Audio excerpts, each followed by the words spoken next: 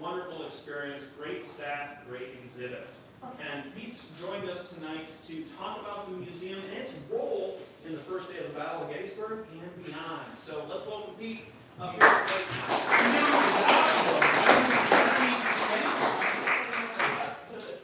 Oh, we're going to get you online? Good. Cool.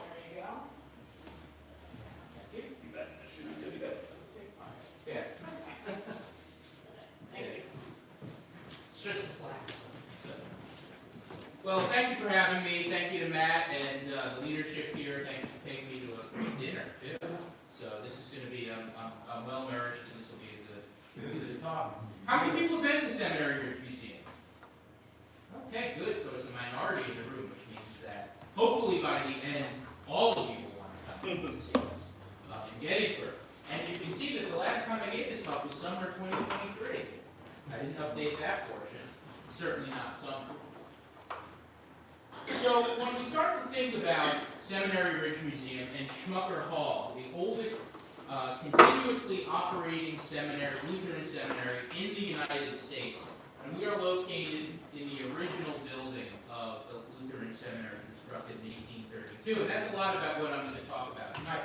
But I always like to start with this quote because it is spoken by a man who is a student in 1863 and then comes back 51 years later and takes part in the dedication of the very first monument to peace on the Gettysburg battlefield, which is actually a part of Schmucker Hall.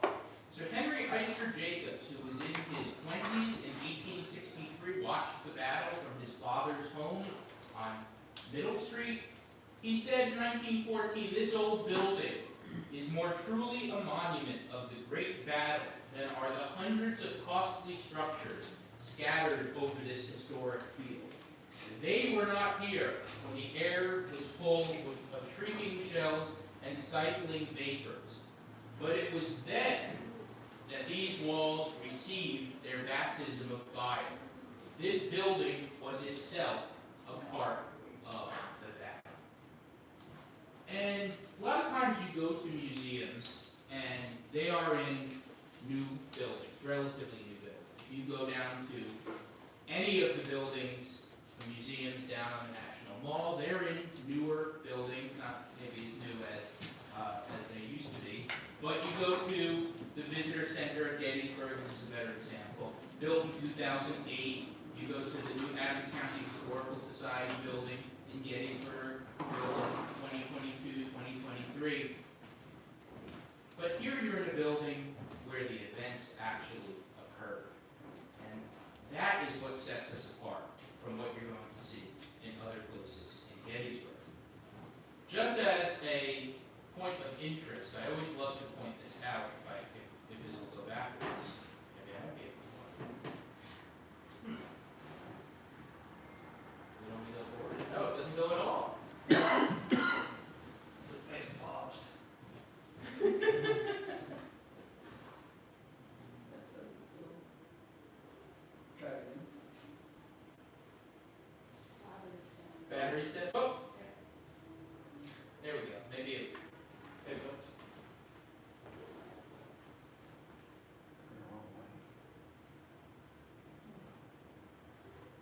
I can just stand over here.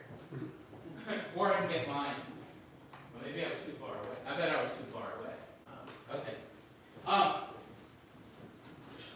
As a point of interest, this image was painted in 1833. It's the first known artistic depiction of the Gettysburg Seminary campus. And it was drawn by an artist who lived in Germany. And from what we know, the artist never saw the campus, but instead drew this image based on what he was told the seminary campus was going to look like. And part of the reason that we think that is because in 1833, this house had not yet been constructed. This house was constructed in 1834. But these are the three original buildings of the Gettysburg Seminary campus. These are the three buildings that are going to be on the campus on July 1st, 1863 during the battle. These three buildings are still there today. The seminary, to its credit, has never knocked down a habitable building. And the museum is in the original building, and our offices, the museum offices, are in the original president's house, which is on the left side there. There we go. I think we got this back. And of course, many of you have probably seen this image, photograph taken by Matthew Grady sometime around July 15, 1863. The building is still in use as a hospital at that point. And an interesting thing that you sometimes don't notice in this image, but there are hospital tents among the trees here, and there are surgeons or hospital stewards over here. So this is in active use as a hospital when this image is taken. There. And this is the building today. Today in this old building, the little-known stories of the Civil War take center stage. And that's what I'm going to be talking about this evening. And you notice that on the title screen, the title of this talk is The Civil War Inside and Outside. And the Civil War happened outside. We all know that, seems pretty obvious. But the Civil War was made inside. Debates that had raged in this country, really starting from the founding, all the way through the 1860s, in buildings like this, when it was an active seminary. Schools, churches, town halls across the nation, these debates are raging. And eventually those debates are going to spill out onto the battlefield. And really there is no better place to think about that dichotomy than the seminary. Because the debates are taking place inside from the time the building is constructed in 1832 all the way through 1863. And then the battle is going to spill outside, literally, at the back door of this building on July 1st, 1863.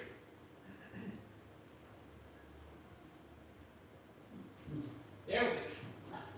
And then the other thing that's going to happen is you're going to hit it a bunch of times and it's going to run through the power plant. But, you know, we'll manage. So this is just another historic image. I've got a lot of nice historic images of this campus. This one is from the 1850s, so a decade before the Civil War. You can see that the campus is still those three main buildings. The main building right there, the two homes, one on either side. The home of Samuel Simon Schmucker, who is the president, the founder of the seminary, and then on the north end of campus was the president of Gettysburg College, and then in 1850 comes up and becomes a permanent fixture and professor at Gettysburg Seminary.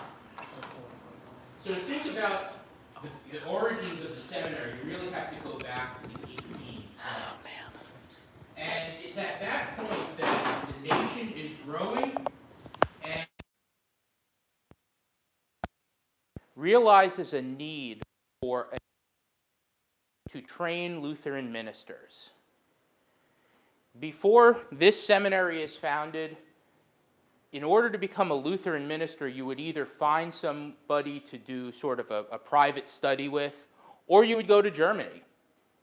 And the new General Synod of the Lutheran Church, which was founded in 1820, one of their first tasks is we need a school in the United States to train these ministers.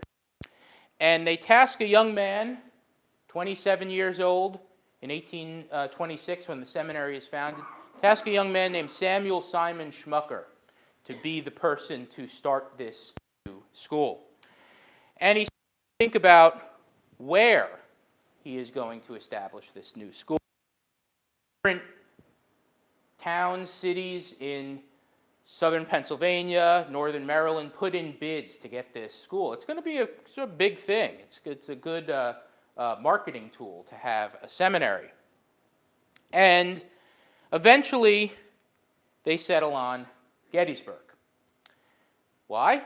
Well, it's the center of 10 roads, easily accessible to students from northern states, students from southern states. But the borough of Gettysburg also says, we will give you $8,000 to put your seminary here. With the Lutheran Church, money talks.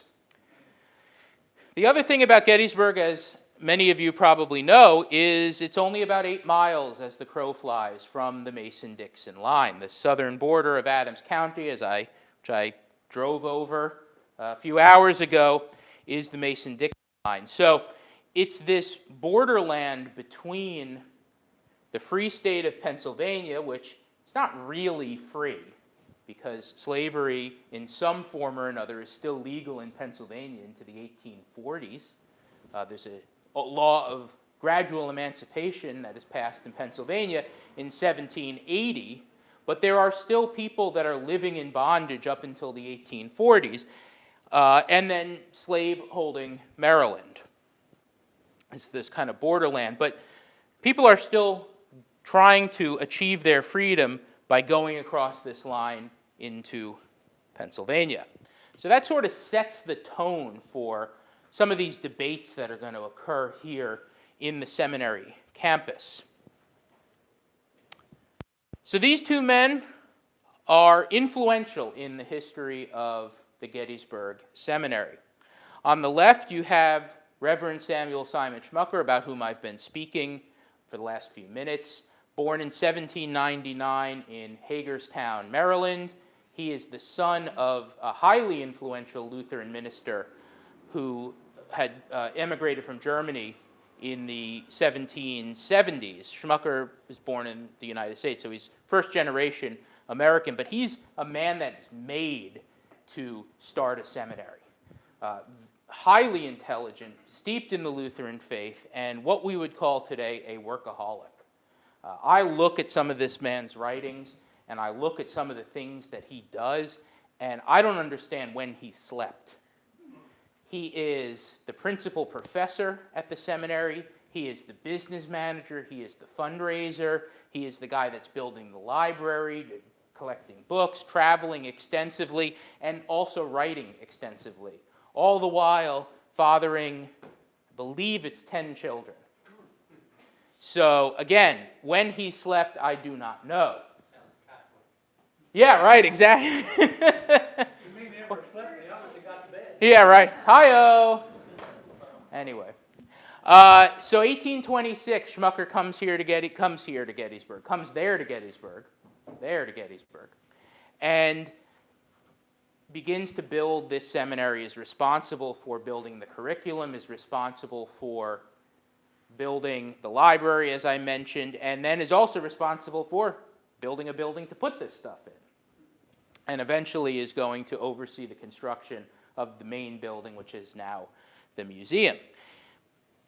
Schmucker, after he attends University of Pennsylvania and Princeton Seminary, goes to a Presbyterian seminary, because it's a Lutheran seminary in the United States, his first call is in Newmarket, Virginia.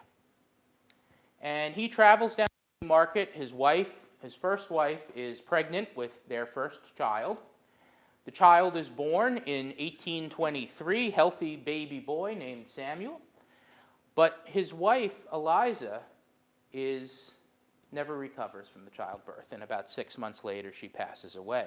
And in fact, if you go to the Lutheran Church in downtown Newmarket, her grave is right behind it. Many of you have probably been to that church that has the post with the cannonball right outside in front. She's buried behind it. But in any event, what does he do? This young man on the make with a young child. What does he start to look for? A new wife. And he begins to court, let's use that term, the daughter of one of his wealthy parishioners. And these two young lovebirds eventually get married in 1825, Mary Catherine Steenburgen. And as a gift to this new couple, her father gives them 2 enslaved persons. So here is this man who is now a slave owner, never has been a slave owner before. And a year after they're married, he's going to come up to Gettysburg to start this seminary. Now, you heard me say before that slavery was in Gettysburg, in Pennsylvania by this time.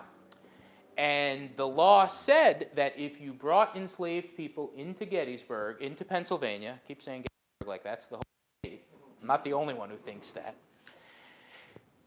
they will be free in 6 months. But Schmucker finds a way to keep these enslaved persons in his employ by going through a separate legal distinction of manumitting them. So they will essentially become indentured servants. They will be in his employ for 7 years and then receive their freedom. And that's what he does. As this is going on, though, Schmucker meets a man named Daniel Payne. He comes to the seminary in 1835 as the first black student. So it's a little bit after these enslaved people have been manumitted and received their freedom. Daniel Alexander Payne was born in Charleston, South Carolina. He's born free. And he becomes a teacher and has a pretty successful school. But then Nat Turner's Rebellion happens in 1831. And the state of South Carolina begins to really, and states throughout the South, really begin to clamp down on the teaching of black students. And soon Payne finds himself not being able to do his job. It's illegal. So he decides he's going to leave Charleston. New York City with some letters from some influential ministers in Charleston. And he travels around New York City. Production is really, but he hears from in New York City that has a fund that is looking to support a black student. And so in the span of 6 weeks, Payne goes from Charleston, South Carolina, New York City, to Gettysburg. A little bit of culture shock there. But he enters the seminary in 1835. And this is a contemporary, a current painting painted by the Civil War artist Dale Gallen of Payne Schmucker for the first time outside the Lutheran seminary. He, by all accounts, Payne does do well in his, but it seems as though he's never entirely accepted into the culture of the seminary.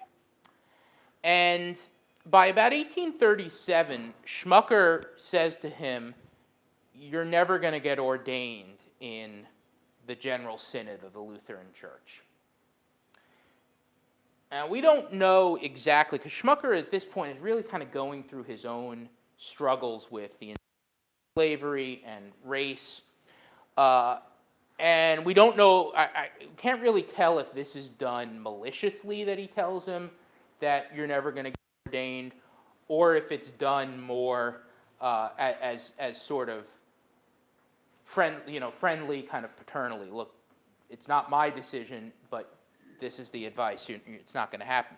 So Payne leaves the seminary and eventually does get ordained in the Lutheran Church in a splinter synod called the Frankian Synod in upstate New York, which is extraordinarily anti-slavery. And Payne does get ordained, stays in the Lutheran Church for a few years, but then leaves the Lutheran Church and actually becomes a bishop in the AME Church. And if you go out to Wilberforce University in Ohio, Payne eventually is the president there. The seminary out at Wilberforce, Payne Theological Seminary. So, and he and Schmucker continue to communicate, continue to write letters for the remainder of Schmucker's life, and the letters are always very warm. So I do think that there was a close friendship between the two, that Schmucker was not malicious, but I think that some of the students who were at the seminary at the time were not really ready to accept a black student into their ranks. And we know who some of the students were at that time at the seminary. And this is where you start to see that inside part of the Civil War brewing here on the Gettysburg campus. Because at the same time that Paine is there's another student named David Biddle who is enrolled. And we don't know much about David Biddle at the time, but we know what happens to David Biddle after. Ends up becoming a leader in the Lutheran Church in the Confederate States of America. And in 1863, there's a meeting of church leaders in the Confederacy. They meet in Richmond, and they develop this document that basically says why they think that the South is waging this war. And they all sign it, and there is one signator from the Lutheran Church, David Biddle. So we know sort of where his trajectory is going, where his trajectory ends. Probably some of those views in the 1830s when he is a student at. We also know of another student, Michael Eister, who's at the seminary at this time, who is a signator to the Adams County Anti-Slavery Society's declarations on slavery. So, to recap, you have these four men that are in this building at the same time. You have a man, Schmucker, who has inherited enslaved persons and is beginning to think about what slavery is meaning and doing to this country. You have Daniel Alexander Paine, who is forced to leave Charleston, South Carolina, because it sort of indirectly, maybe a little bit directly, because of a slave revolt. You have David Biddle, who is eventually going to sign a document saying that the Confederacy is right and they are fighting to maintain slavery. And you have Michael Eister, who is saying that we should emancipate enslaved persons. We don't know the exact discussions that were going on in this building at this time, but we can assume that they must have been heated based on who is having these discussions. Another student that is there, not at exactly the same time, but just before, is a student named Washington Muller. He's a student in 1832. And he writes an account about how beautiful the seminary is. The seminary is located in the proper place. It is a spot where you can shut out the world and concentrate on studying Scripture. Washington Muller shows up on the 1860 census as having $10,000 in personal property, including 8 enslaved persons. Washington Muller is too old to go to war, but his son is just the right age. Frank Muller joins the 14th South Carolina. The 14th South Carolina is going to fight literally at the back door of the Lutheran Seminary on July 1st, 1863. Now, the story would be too good if Frank were actually there. Frank is wounded at Chancellorsville. So Frank Muller is not in the ranks on July 1st when the 14th South Carolina is fighting at the back door of the seminary, but his friends were. We know that men that he would have known and probably would have known Washington Muller are fighting at the back door of Washington Muller's alma mater. So let's head up to the cupola. How many people have been up there? A couple of them? Now all of them. All of you are going to want to go up there. Even though it looks like I took this today, I didn't. This was from last winter, or maybe 2 winters ago. So let's take you up to June 30th, 1863, as the battle is going to erupt in the fields directly in the rear of the Gettysburg Seminary. To orient you, we're looking at the South Mountains off in the distance. They're about 10 miles from the seminary. The northern extension of the Blue Ridge Mountains go from the Potomac River all the way up to the outskirts of Harrisburg. Of course, on the other side of the mountains is the Cumberland Valley. Now, one of the spots where you can cross the mountains nearest Gettysburg is the Cashtown Gap, or the Cashtown Pass. Unfortunately, the way that the seminary building is oriented to the pass, you can't really see it from up there. It's sort of like this. So trust me, it's right there. I've done the research in my own laboratory. It's right there. And again, just to orient you a little bit more, you have the Chambersburg Pike, the main east-west artery out of Gettysburg towards Chambersburg, and there you have the McPherson Barn and Reynolds Woods. So, taking you back to the evening of June 30th, 1863, the two sides, Confederates, United States Army, have really been circling each other like cats. Ever seen cats in a fight? They're circling each other for weeks leading up to the clash. And if you look, people on both sides are saying that the clash is imminent. It's going to happen at some point within 48 hours of July 1st. And Brigadier General John Buford, cavalry commander, is going to cross the South Mountains at Turner's Gap, past Middletown. And he is actually going to ride up the western side of the mountains in the Cumberland Valley, just shadowing, trying to figure out where the Confederates are. And on the morning of June 30th, he is going to try to cross back over the mountains near Fairfield, Pennsylvania, which is sort of down here, cross over Monterey Pass. And as he's coming through the little village of Fairfield, he's going to run into some Confederate skirmishers.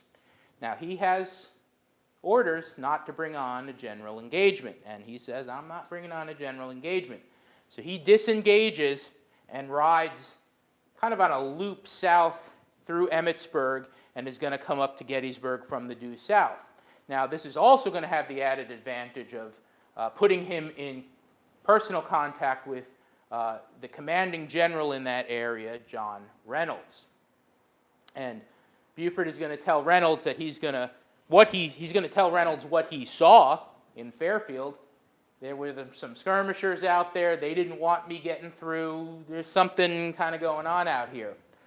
And then Buford is going to ride up to Gettysburg. And as Buford rides into Gettysburg from the south, he is going to look across the open fields towards the brick seminary building, and he's going to see the Chambersburg Pike beyond it. What is he going to see on the Chambersburg Pike? Confederates, men of Johnston Pettigrew's brigade, who have started to come towards Gettysburg looking for supplies. And Pettigrew's men see Buford, Buford sees Pettigrew's men, and Pettigrew's guys begin to pull back towards their camps at the foothills of the mountain. Now, Johnston Pettigrew is a lawyer from North Carolina. He had been out of service, recovering from a wound for some time. This is his first time back. And so he's going to go to his superiors and say, you know what, I saw Union cavalry out there towards Gettysburg. And they're going to say, hey, you don't know what you're talking about. Union Army is way far off. But Buford, being the astute, it's an understatement, cavalry commander and scout that he is going to really begin to put those pieces together. He's going to say, oh, there was something going on in Fairfield. They didn't want me down there. Now there are Confederates out here on the Chambersburg Pike. There's a body of Confederate troops in those mountains. And he's going to climb up to the cupola. This is early afternoon, mid-afternoon on July 30th. And he's going to really start looking at this terrain. And as it begins to get darker, as the sun begins to go down, he starts to see the campfires in those mountains as the Confederates start to cook their supper. And Buford begins to count those campfires.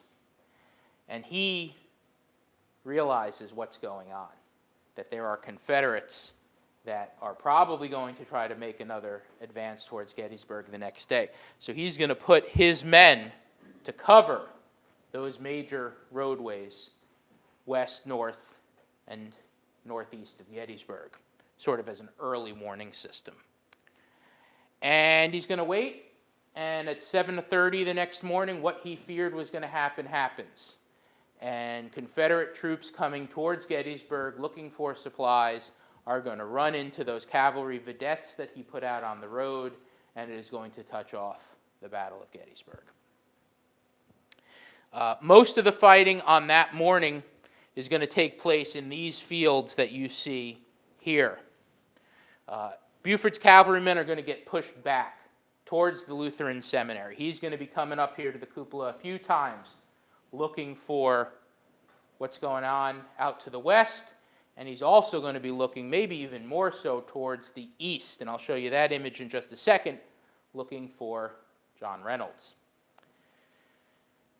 In the nick of time, as Buford's men are pushed back to McPherson Ridge, the last ridge before Seminary Ridge, Reynolds is going to appear with the Iron Brigade in the fore, going to double quick across these fields and stem the tide of Confederates in Reynolds, what's now Reynolds Woods, because that's where Reynolds is killed, but at the time was Herbst Woods after the farmer that lived to the south.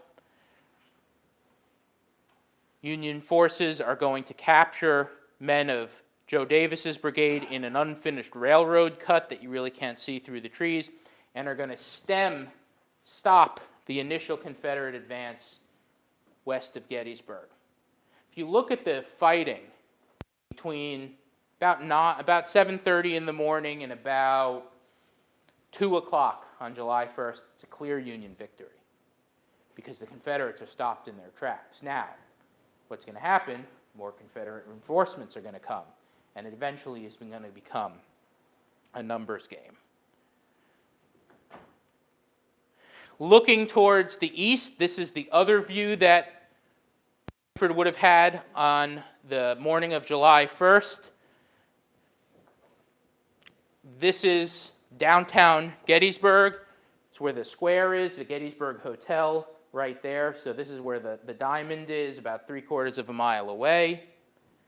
The Adams County Courthouse, Culp's Hill, Cemetery Hill, the National Cemetery, and Cemetery Ridge. So really, you can see all of the first day's battlefield from the cupola, and you can even see parts of the fighting on July 2nd and July 3rd.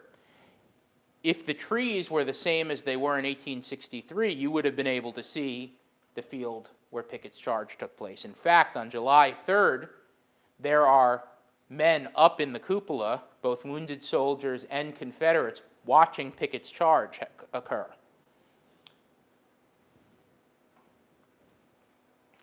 This is a great map that we have in the museum. They were done specifically for the museum, and they begin to show how it becomes a numbers game, and the Confederates begin to just overwhelm the Union forces that have arrived in Gettysburg.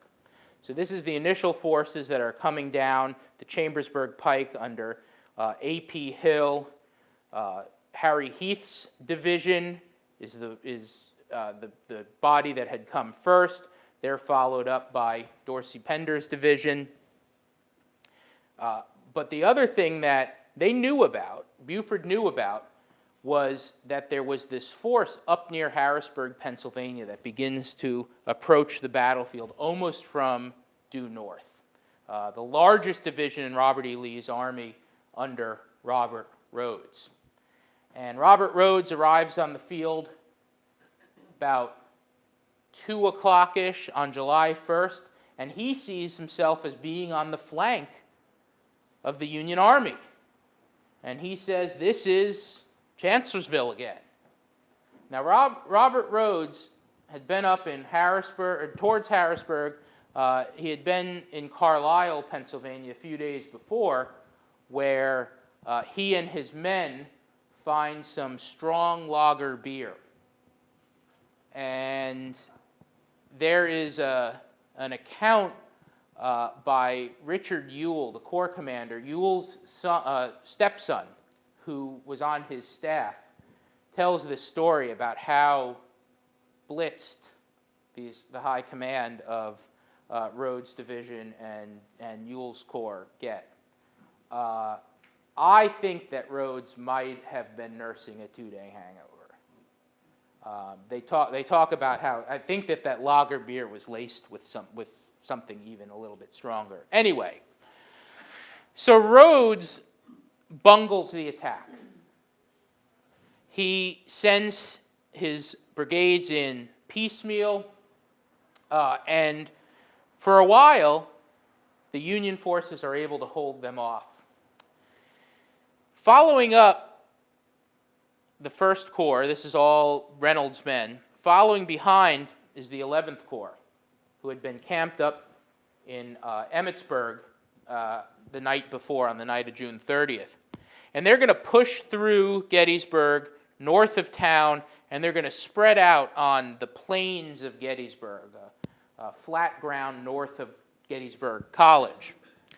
And they're going to be somewhat successful in holding off part of Rhodes' attack here, but where the Confederates are going to have their ace in the hole is the appearance of Jubal Early's division. Jubal Early's division, these guys had marched probably the most of anybody in the days leading up to the Battle of Gettysburg. Jubal Early's force had come through Gettysburg on June 26th, had marched out towards York. They were successful in capturing the largest city that the Confederates captured in the North during the entire Civil War, York. Some of the men had gone out to Wrightsville on the Susquehanna River, attempting to cross the river into Lancaster County until the militia there burned the bridge across the river and stopped them. So the men in Jubal Early's division had marched something like 110 miles in 5 days. Yeah, and then they're going to go right into battle.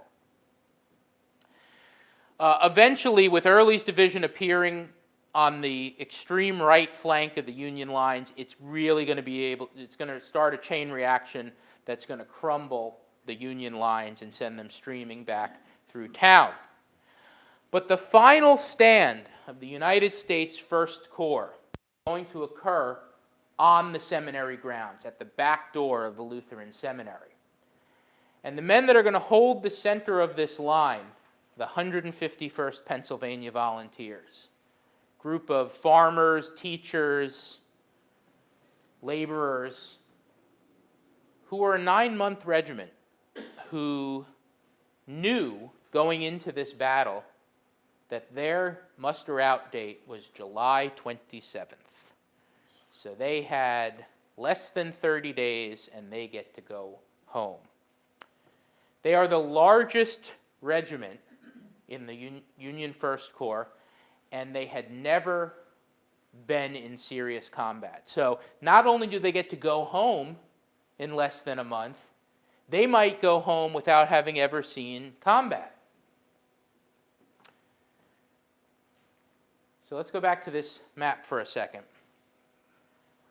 Abner Doubleday, who's in command of the Union First Corps after Reynolds is killed, orders the construction of a barricade of rails right behind the Lutheran Seminary.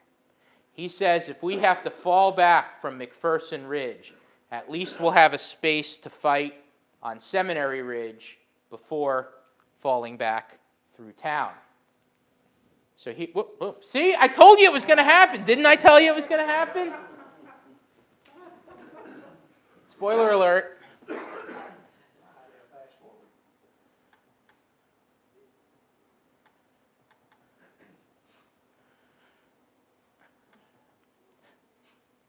There's the barricade of rails with the 151st Pennsylvania behind it.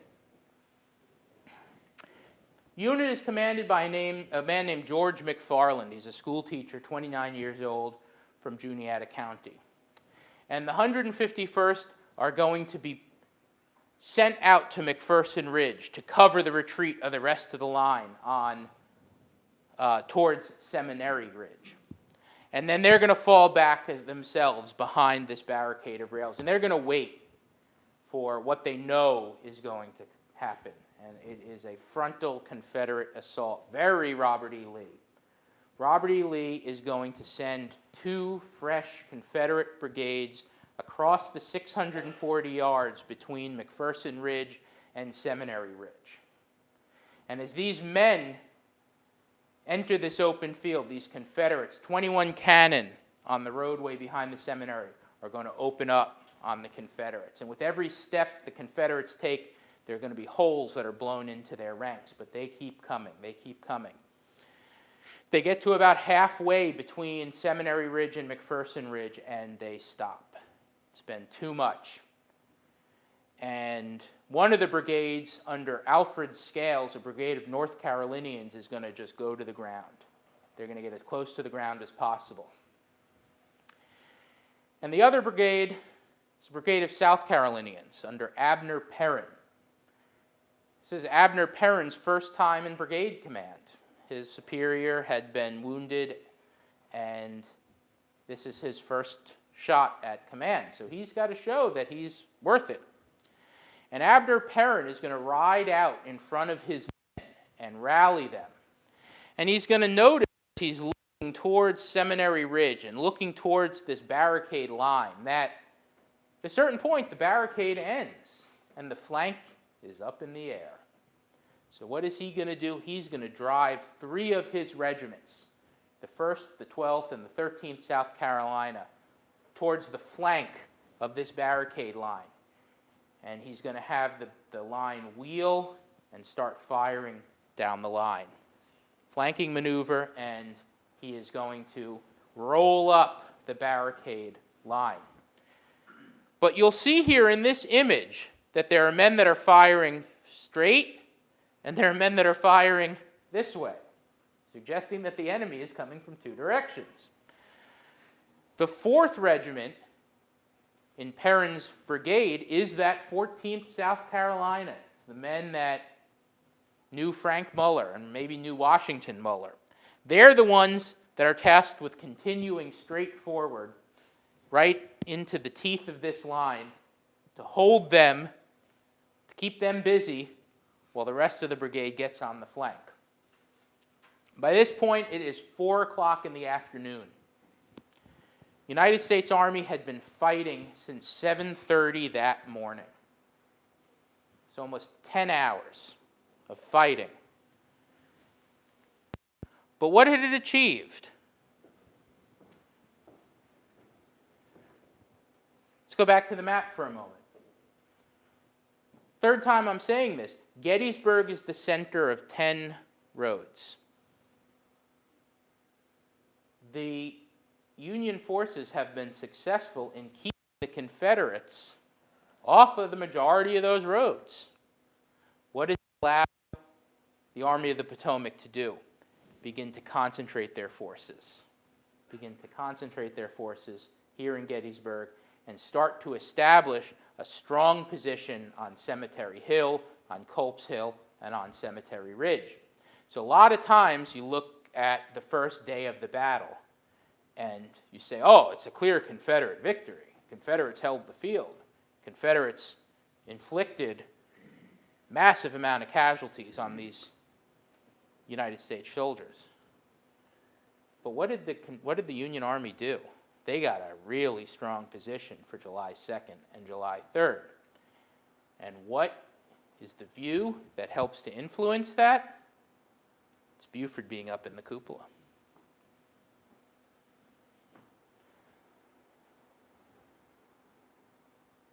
The 151st Pennsylvania takes 74% casualties. They're in the top 10 of United States regiments. And some of the men are brought into the seminary hospital. So The battle is going to come back inside the building. Talked about inside, talked about outside. It's actually going to come back inside, starting at about 10 o'clock in the morning on July 1st.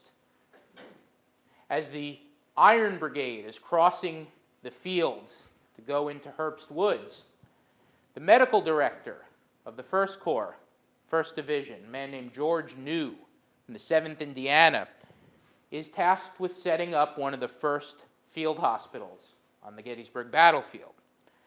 And he looks around.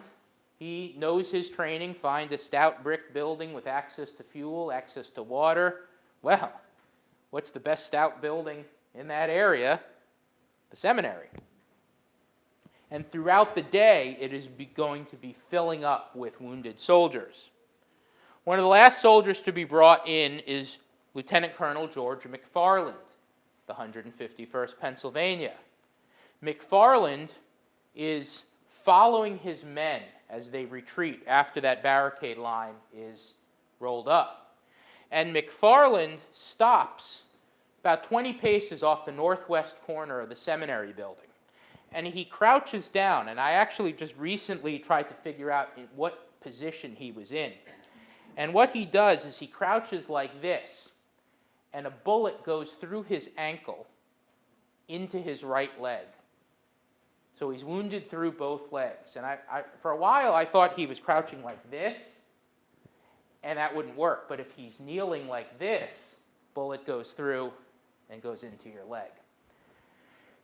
And McFarland is dragged into the north end of the seminary building. And as he is dragged in the north end, he looks down the central hallway towards the south end of the building and sees Confederates coming in. And he and the rest of the soldiers who had sought refuge in this building throughout the fighting on July 1st are now going to be prisoners.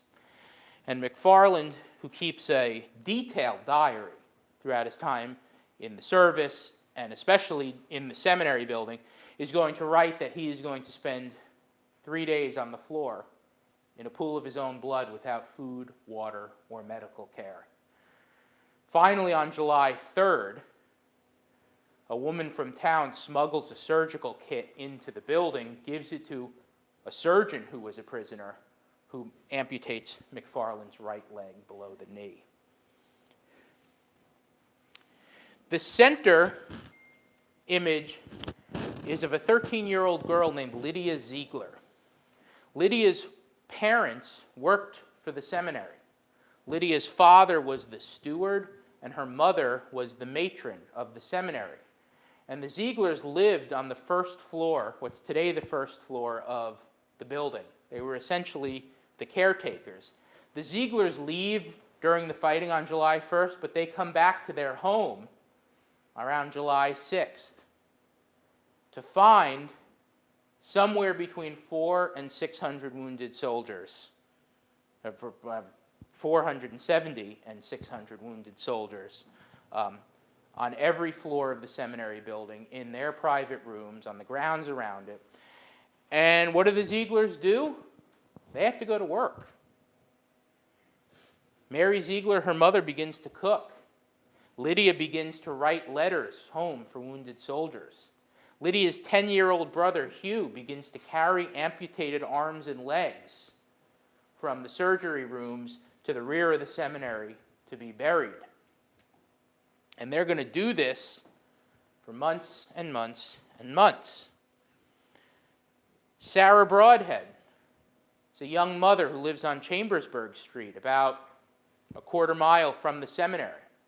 And she's going to walk up the hill to the seminary building and walk through. She writes this great account of stopping on the threshold, stopping at the doorway of the seminary and not knowing whether she can take another step inside.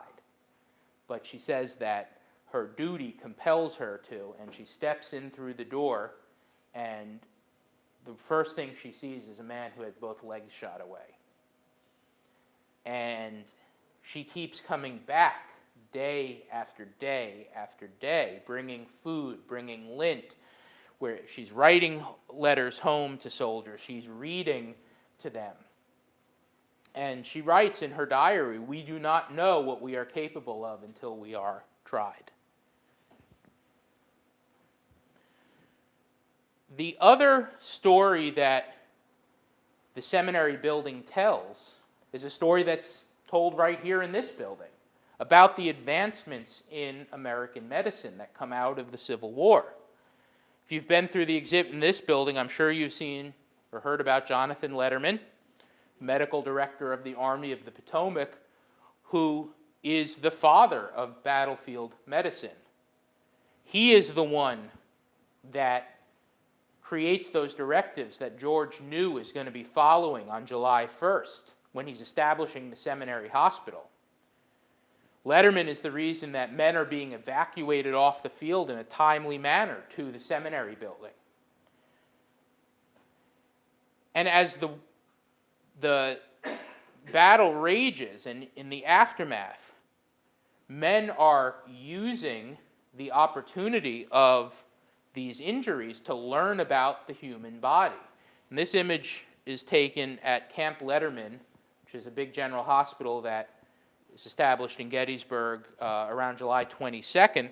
But what you see here is there are men that are standing around watching a surgery being performed. This was not rare during the Civil War. These men are learning about the human body from their peers. And we know that the seminary hospital was a node in this new advancement in medicine, because one of the directives that's handed down from the Surgeon General, William Hammond, is to write up interesting cases and submit them to Washington, D.C., to collect medical specimens and forward them to the new Army Medical Museum in Washington. And we know that there are surgeons at the seminary hospital that are doing that, because we have on display, we've borrowed it from the medical museum, a knee joint that was amputated from a soldier in the seminary building and then was forwarded to the medical museum. So even as there's all of this chaos, eventually things start to calm down around the middle of July, and the seminary hospital begins to really become a care facility. There's not as many surgeries being performed. It's a lot of just trying to keep soldiers comfortable, help them regain their strength, and get better to go home. See? Look, I did it again. We're almost done, don't worry. The last patient, maybe? Oh. This is weird. This has never happened before. Okay, there we go. I'm just going to do it like this. The last patient to leave on September 16th, 1863 is George McFarland. And McFarland's family has come to stay with him. His wife, his daughter Emma, and his son Jay Horace come to stay with him and help nurse him back to health until he leaves on September 16th, goes home to Juniata County. You can see that his right leg is amputated there below the knee. You can't see it, but his left ankle is shattered. And it's going to be 7 months before he can even stand up again. And he is going to suffer from these two wounds for the remainder of his life. And when he dies in 1891, his physician writes a letter to the Pension Bureau on behalf of his wife. And in the letter, it says that Colonel McFarland died of wounds sustained in the service of the United States Army. So McFarland receives his death sentence on July 1st, 1863, and then lives for another 28 years in constant pain until eventually it takes his life. So I mentioned a little bit earlier that the seminary building is the site of the first monument to peace on the Gettysburg battlefield. 1913, 50th anniversary, the Great Reunion, Peace Jubilee. Men of the North and South are going to come back to Gettysburg, nearly 55,000 of them, and join in comradeship. One of the big draws of that reunion was going to be the dedication of a peace monument at the high water mark.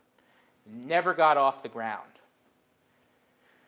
During that reunion, the seminary building reopens its doors to soldiers, veterans, and is turned into a hotel of sorts. And the seminary receives money for this service and decides to put up their own monument to peace, right here, in the form of a portico on the west side. And it's at the dedication of this portico that Henry Eyster Jacobs gives that speech that I started with. This old building is more truly a monument to the great battle than are the hundreds of costly structures scattered over this historic field.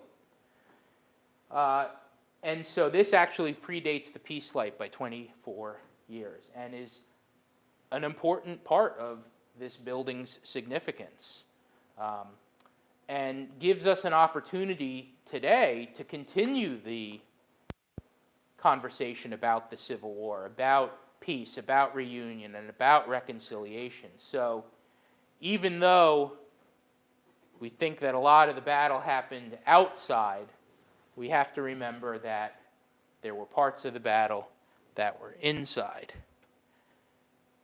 And I'll end with an image of the building as it looks today, and the fact that the authenticity of this place, of what happened here, really makes it a spot that you can learn, a learning experience that is really unparalleled elsewhere in Gettysburg. And kids love this program, as you could imagine.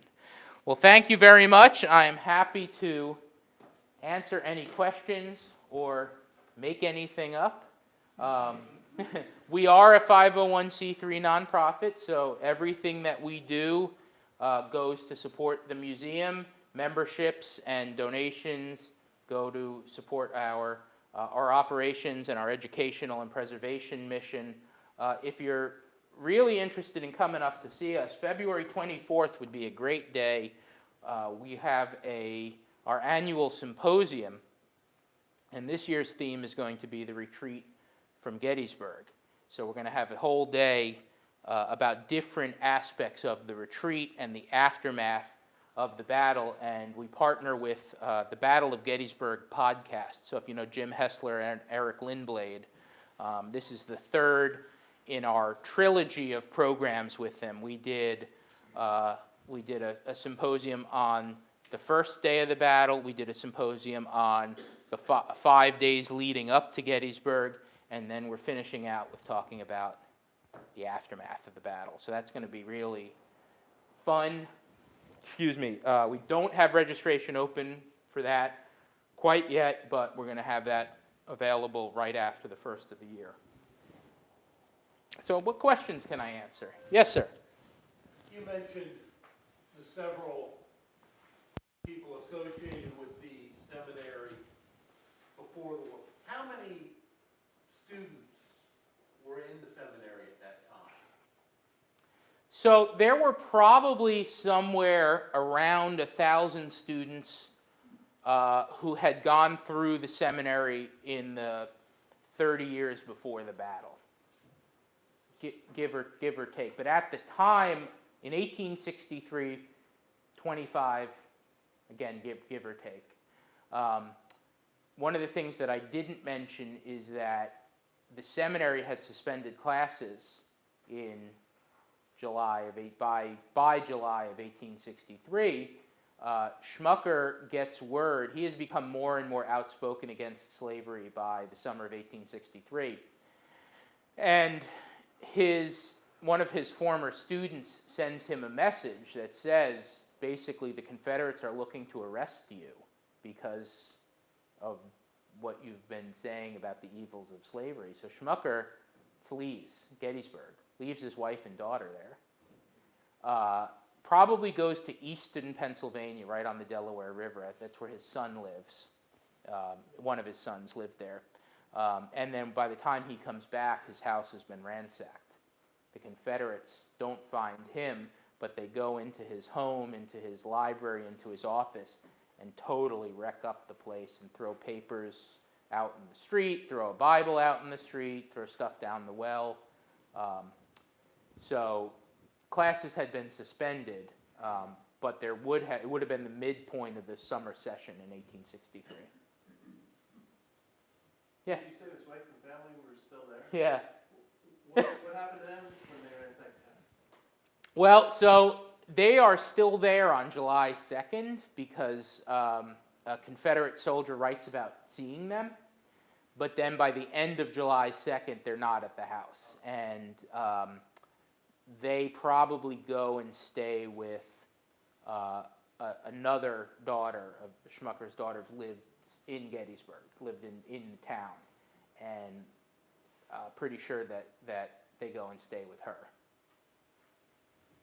Yes? Yeah, when you said they wrecked Schmucker's house, was that when Early came through for that, or was that? No, it was, so Schmucker probably leaves before Early comes through on June 26th, but the actual ransacking does not happen until July 1st or 2nd, because Early's division spends most of their time in the downtown area. You can see they're wrecking up the train depot. They're mostly around the Diamond. There's really no accounts of them up at the seminary. It's not until the South Carolinians are the ones that go in through there. You mentioned Miss Ziegler. Any relation, I suppose, to the family that had Ziegler's Grove? Yeah, I don't think that there's any direct relation, but probably somewhere extended family. Yeah. You can't swing a dead cat without hitting a Ziegler or a Spangler in Gettysburg. And you mentioned the one student, Mike Eister. Yes. That's the same spelling as Henry Eister? Yes, yeah. What's the relationship there? I don't know if there's an exact. I haven't been able to find any relation, but again, same thing. Probably somewhere up the line there was some connection, probably on the mother's side. I'm going to try to figure out how to believe this. First of all, how much damage was done to the seminary? Since it was used as a hospital during and after the battle, during the battle itself, would they have put up some kind of flag or something? Yeah, and you can see it in this right there.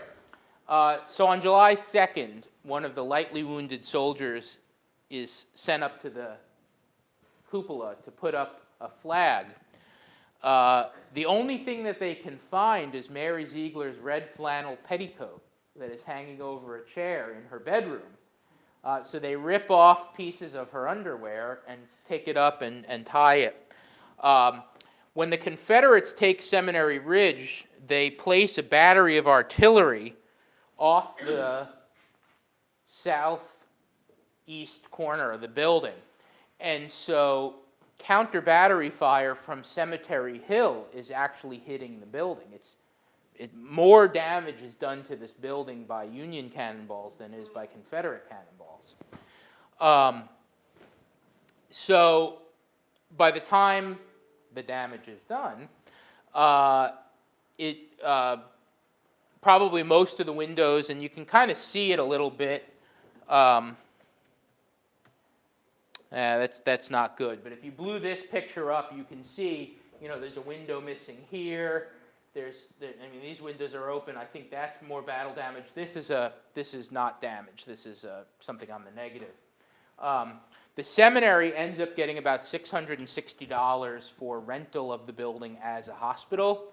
And the seminary and Gettysburg College hold a joint fundraiser where they raise about $4,200 to repair both the college and the seminary.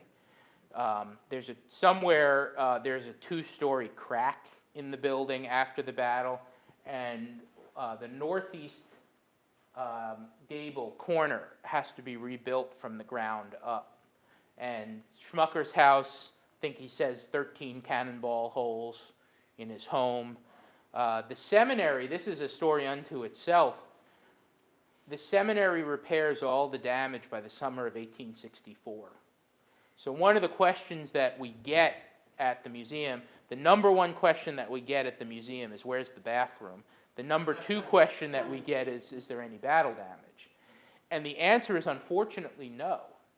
And the story of the battle damage tells how the seminary wanted to remember the battle. And that's, they didn't want to remember it.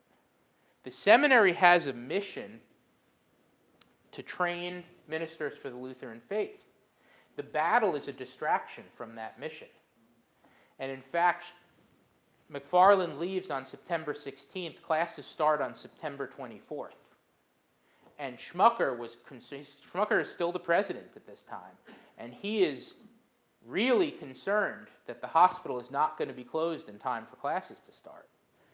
And so has all the damage repaired by the summer of 1864. And even through the 1950s and 60s, the seminary said this building should not be used to interpret the battle. And really, with this museum moving into this building, the seminary has accepted their place within the battle, but it also allows them to tell the story that they want to tell, which is the story of Schmucker and the Lutheran faith and the cleaving of religious beliefs during the Civil War and the hospital. So, I spent a lot of time talking about the battle, but only 1/3 of the exhibit in the museum is about the battle. The other 2/3, the other 2 floors, are about the hospital and then about cultural debates. So that's how the seminary has really, I'm not going to say made their peace, but really accepted that they did have a role in the battle. How long were students there? How long was the course to become a Lutheran minister? It's interesting. It varies in the 19th century. Now it's a 4-year program to become a minister. But you see people that are there for a couple of years and leave. I don't know if there was a truly prescribed length of time. I think that at a certain point, you were either going to make it or not. And How smart you were. yeah. Well, Pete, thank you very much. Thank you.